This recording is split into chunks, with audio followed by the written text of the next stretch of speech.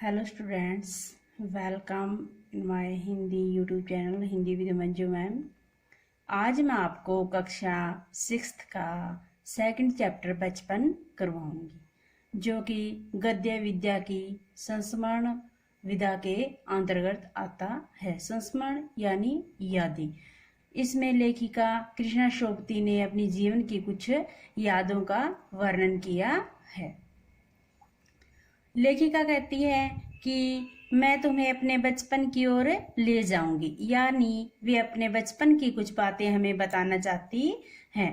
मैं तुमसे कुछ इतनी बड़ी हूँ कि तुम्हारी दादी भी हो सकती हूँ, तुम्हारी नानी भी, बड़ी बुआ भी, बड़ी मौसी भी। परिवार में मुझे सभी लोग जीजी कहकर ही पुकारते हैं। तो लेखिका कहती है कि मैं उम्र में तुमसे बहुत ज्यादा बड़ी हूँ, यानी तुम्हारी दादी या नानी की उम्र की हूँ, या हो सकता है तुम्हारी बड़ी बुआ या मौसी की उम्र की हो। सभी लोग मुझे परिवार में जीजी कहकर पुकारते हैं। हाँ, मैं इन दिनों कुछ बड़ा बड़ा यानी उम्र में सियाना महसूस करने लगी हूँ। यानी लेखिका बुजुर्ग हो चुकी है, वो अपने आप को सियाना महसूस करने लगी है, शायद इसलिए कि पिछली शताब्दी में पैदा हुई थी। यानी वो कहती है कि मेरा जन्म पिछली शताब्दी में, यानी अभी जो 20वीं शताब्दी चल रही है, तो उनका जन्म 19वीं शताब्दी में हुआ था। मेरे पहनने ओढ़ने में काफी बदलाव आए हैं।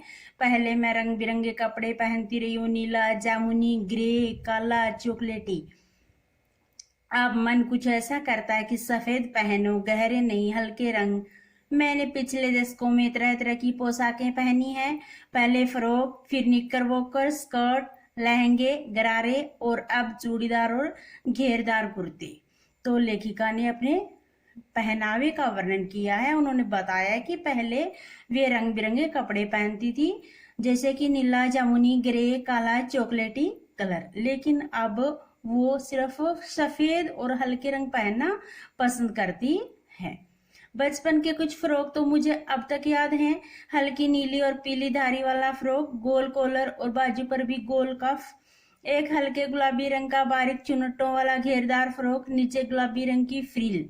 तो लेखिका अपने जीवन के बचपन की पोशाकों के बारे में बताना चाहती है कि वो किस प्रकार से अलग अलग कलर की फ्रॉक वगैरह पहनती थी।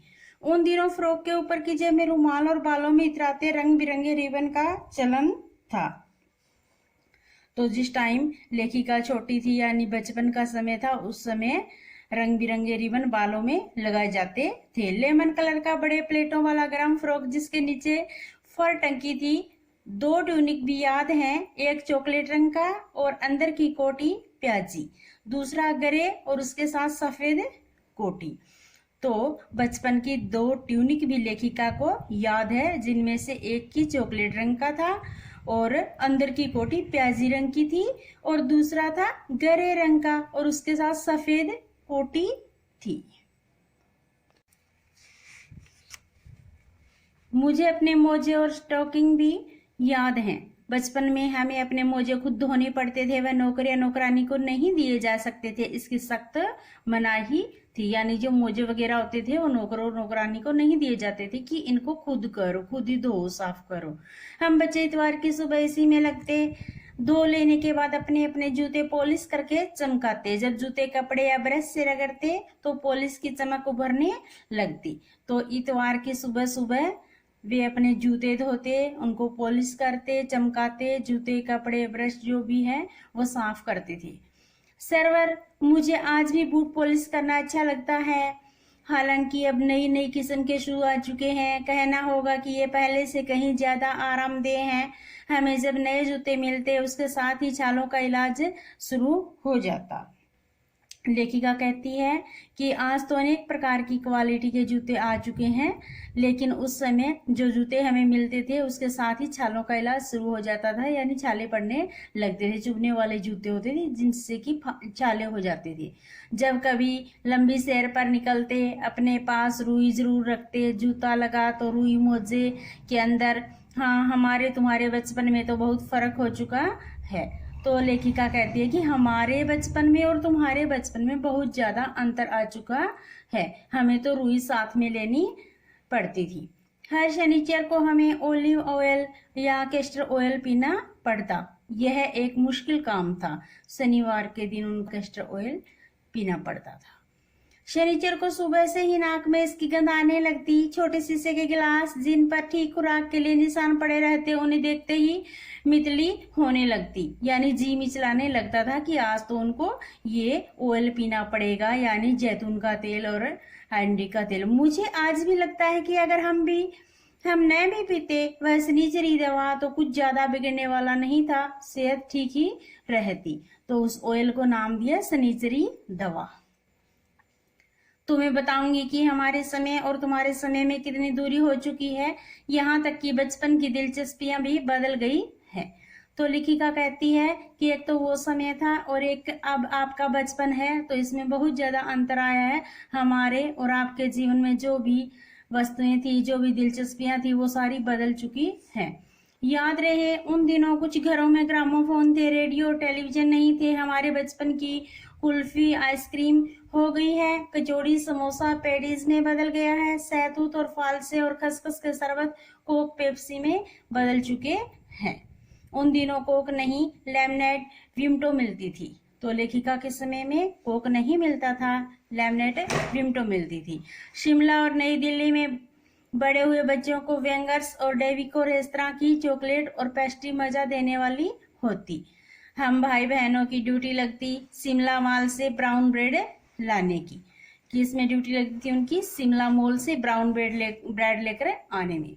हमारा घर मॉल से ज्यादा दूर नहीं था, एक छोटी सी चढ़ाई और गिरजा मैदान पहुंच जाते। वहां से एक उतराई उतरते और मॉल पर कन्फेक्शनरी काउंटर पर तरह तरह की पेस्ट्री और चॉकलेट की खुशबू मन भावनी। तो जब वे कन्फेक्शनरी काउंटर पर जाते तो अनेक प्रकार की जो चॉकलेट होती है उसकी खुशबू उनको बहुत अच्छी लगती थी। हमें हफ्ते में एक बार चॉकलेट खरीदने की छूट थी, यानी इतनी ही छूट थी कि हफ्ते में एक ही बार चॉकलेट खरीदे। सबसे ज्यादा मेरे पास ही चॉकलेट टॉफी का स्टॉक रहता। मैं चॉकलेट लेकर खड़े खड़े कभी न खाती, घर लौटकर साइड बोर्ड पर रख देती और रात के खाने के बाद बिस्तर में लेटकर मजा ले खाती। तो लेखिका ने बताया है कि बचपन में चॉकलेट और टॉफी का स्टॉक उनके पास सबसे ज्यादा रहता और वे रात के समय में बिस्तर पर लेटकर मजे लेकर चॉकलेट और टॉफी खाती थी। शिमला के काफल भी बहुत याद आते हैं, खट्टे मीठे, कुछ एकदम लाल, कुछ गुलाबी। रस भरी कसमल सोचकर ही मुंह में पानी भर आए। चेस्टनट एक और गजब की चीज, आग पर भुने जाते और फिर छिलके उतार कर मुंह में। चने जोर गरम और अनारदाने का चूर्ण। हाँ, चने जोर और जोर गरम की पुड़िया जो तब थी वह अब भी नजर आती है। पुराने कागजों से बनाई हुई इस पुड़िया में नीरा हाथ का कमाल है। नीचे से तिरछी लपेटते हुए ऊपर से इतनी चौड़ी कि चने आसानी से हथेली पर पहुंच जाएं। एक वक्त था जब फिल्म का गाना चना जोर गरम बाबू मैं लाया मजेदार चना जोर गरम उन दिनों स्कूल के हर बच्चे को आता था। यानी एक फिल्म का गाना था चना जोर गरम बाबू मैं लाया मजेदार। तो ये चना जोर गरम की जो थैली वगैरह जो होती थी उसके बारे में लिखा गया था। कुछ बच्चे पुड़िया पर तेज मसाला बुरकवाते, पूरा गिरजा मैदान घूमने तक यह पुड़िया चलती। एक एक चना पापड़ी मुंह में डालने और कदम उठाने में एक खास सीलिया रफ्तार थी। छुटपन में हमने शिमला रिज पर बहुत मजे किए हैं, घोड़ों की सवारी की है। शिमला के हर बच्चे को कभी न कभी यह मौका मिल ही जाता है। हम जाने क्यों घोड़ों को कुछ कमतर करके समझते, उन पर हंसते थे। ननिहाल के घोड़े खूब हष्ट-पुष्ट और खूबसूरत, उनकी बात फिर कभी। तो ननिहाल के घोड़ों को कैसा बताया? खूब हष्ट-पुष्ट और खूबसूरत बताया है। शाम को रंग बिरंगे गुब्बारे, सामने जाखू का पहाड़, ऊंचा चर्च की घंटियां बजती तो दूर दूर तक उनकी गूंज फैल जाती। लगता इसके संगीत से प्रभु यीशु स्वयं कुछ कह रहे हैं। तो इसमें चर्च का वर्णन किया गया है कि कैसे घंटियां बजती और उनकी गूंज है वो बहुत ही अच्छी लगती थी।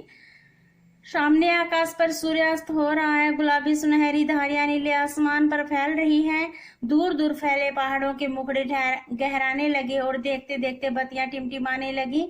रिज पर की रौनक और मॉल की दुकानों की चमक के भी क्या कहने। स्कैंडल पॉइंट की भीड़ से उभरता कोलाहल यानी शोर, सर्वर स्कैंड पॉइंट के ठीक सामने उन दिनों एक दुकान हुआ करती थी जिसके शोरूम में शिमला कालका ट्रेन का मॉडल बना हुआ था। कौन सी ट्रेन का? शिमला कालका ट्रेन का मॉडल बना हुआ था।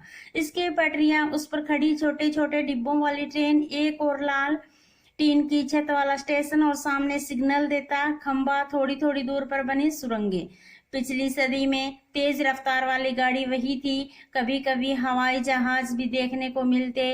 दिल्ली में जब भी उनकी आवाज आती, बच्चे उन्हें देखने बाहर दौड़ते। दिखता एक भारी भरकम पक्षी उड़ा जा रहा है पंख फैलाकर, यानी हवाई जहाज का वर्णन किया है जो कि कभी कभी उड़ता हुआ दिखाई देता था और बच्चे उसको देखने के लिए कैसे बाहर दौड़कर आ जाते थे। यह देखो, और वह गायब, यानी वो थोड़ी सी देर देखने के बाद में गायब हो जाता। उसकी स्पीड ही इतनी तेज लगती। हाँ, गाड़ी के मॉडल वाली दुकान के साथ एक और ऐसी दुकान थी जो मुझे कभी नहीं भूलती। यह दुकान थी जहां मेरा पहला चश्मा बना था। वहां आंखों के डॉक्टर अंग्रेज थे, यानी आंखों के डॉक्टर थे अंग्रेज। वहां पर लेखिका का पहला चश्मा बना था। शुरू में चश्मा लगाना बड़ा अटपटा लगा। छोटे बड़े मेरे चेहरे की ओर देखते और कहते आंखों में कुछ तकलीफ है। इस उम्र में ऐनक दूध पिया करो, मैं डॉक्टर साहिब का कहा दोहरा देती। कुछ देर पहनोगी तो ऐनक उतर जाएगी, यानी कुछ समय पहनने के बाद ऐनक अपने आप ही उतर जाएगी। वैसे डॉक्टर साहिब ने पूरा आश्वासन दिया था, लेकिन चश्मा तो अब तक नहीं उतरा। नंबर बस कम ही होता रहा। मैं अपने आप इसकी जिम्मेवार हूँ। जब आप दिन की रोशनी को छोड़कर रात में टेबल लैंप के सामने काम करेंगी तो इसके अलावा और क्या होगा। यानी वे दिन में काम नहीं करती थी, रात को ज्यादा काम करती थी टेबल लैंप लगाकर, जिससे उनकी आंखों की रोशनी कमजोर हो गई थी। हाँ, जब पहली बार मैंने चश्मा लगाया तो मेरे एक चचेरे भाई ने मुझे छेड़ा, देखो देखो कैसी लग रही है। चचेरा भाई यानी चाचा का लड़का, उसने उसको चिढ़ाते हुए कहा था। आंख पर चश्मा लगाया ताकि सूझे दूर की, यह नहीं लड़की की मालूम सूरत बनी लंगूर की। यानी आंख पर चश्मा लगाया है ताकि उसे दूर तक सूझे, यानी दिखाई दे। लेकिन ऐसा इसको मालूम नहीं है कि चश्मा लगाने के बाद इसकी सूरत लंगूर जैसी लग रही है। तो वो उसको चिढ़ा रही थी। मैं खिजी कि मुझ पर यह क्यों दोहराया जा रहा है, पर शेर बुरा न लगा। शेर यानी शेर। जब वह चाय पीकर चले गए तो मैं अपने कमरे में जाकर आईने के सामने खड़ी हो गई। आईना होता है शीशा, शीशे के सामने जाकर लेखिका खड़ी हो जाती है। कई बार अपने को देखा, ऐनक उतारी, फिर पहनी, फिर उतारी, देखती रही। यानी वो अपनी ऐनक एक बार लगाती, एक बार उतार लेती और अपनी शक्ल को आईने में देखती थी कि वो कैसी लग रही है। ऐसा उसने कई बार दोहराया। सूरत बनी लंगूर की, नहीं, हाँ, यानी उसको कहीं भी तो ऐसा लगता कि सूरत अच्छी नहीं लग रही है, और कभी कहती नहीं ऐसा नहीं है, अच्छी लग रही है। मैंने अपने छोटे भाई का टोपा उठाकर सिर पर रखा। कुछ अजीब लगा, अच्छा भी और मजाकिया भी। तब की बात थी। अब तो चेहरे के साथ घुल मिल गया है चश्मा, यानी अब तो आदत पड़ गई है चश्मा लगाने की, घुल मिल गया है। उम्र भी बड़ी हो गई है। जब कभी उतरा हुआ होता है तो चेहरा खाली खाली लगने लगता है। याद आ गया वह टोपा, काली फ्रेम का चश्मा और लंगूर की सूरत। यानी आज उसको वो पुरानी बातें, बचपन की बातें याद आ गई कि कैसे वो टोपा लगाती थी और काली फ्रेम का चश्मा था और सूरत लंगूर की सी लगती थी। हाँ, इन दिनों शिमला में मैं सिर पर टोपी लगाना पसंद करती हूँ। मैंने कई रंगों की जमा कर ली है। हाँ, कहीं दुपट्टों का ओढ़ना और कहाँ सहज सहज सुभित वाली हिमाचली टोपियां। तो किस प्रकार से लेखिका ने अपने बचपन का वर्णन किया है, आशा करती हूँ कि आप सबके समझ में आया होगा। थैंक्स। नेक्स्ट वीडियो में हम इसके क्वेश्चन आंसर